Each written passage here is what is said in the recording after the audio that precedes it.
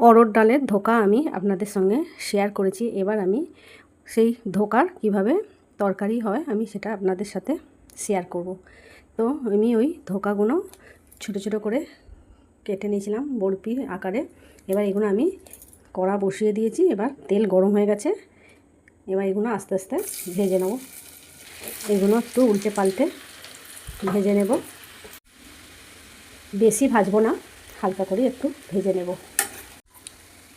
ভাজা হয়ে গেছে, এগুলো আমি এবার তুলে নেব। এবার ওই তেলের মধ্যেই একটা শুকনো লঙ্কা, দুটো ছোটো এলাচ ও সামান্য একটু দারচিনি আমি দিয়ে দেব তেলের মধ্যে। এবার আমি দিয়ে দেবো সাদা জিরে। এবার দিয়ে দেবো একটা তেজপাতা। সবার প্রথমে আমি পেঁয়াজটা একটু লাল লাল করে ভেজে নেব। ঘষে রাখা রসুন আমি 1 চামচ দিয়ে দেবো। তেলে আলুর টুকরোগুলো দিয়ে দেব। তো দিয়ে দেবো 2 চামচ জিরে গুঁড়ো, 1 চামচ ধনে গুঁড়ো, 1 চামচ হলুদ গুঁড়ো, 1 চামচ লাল লঙ্কার গুঁড়ো, সামান্য জল। সুন্দরভাবে মেশানো আমার হয়ে গেছে। আন্দাজ মতো নুন আমি দিয়ে দেব। এবার একটু নাড়াচাড়া করব। দেখুন, এবার আমি দিয়ে দেবো আদা, টমেটো কুচি ও মশলাটা।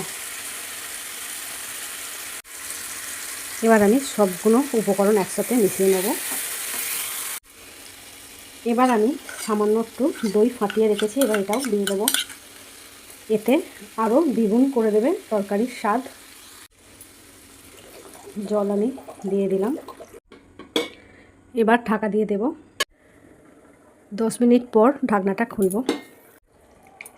এবার আমি দিয়ে দেবো ভেজে তুলে রাখা ধোকাগুলি।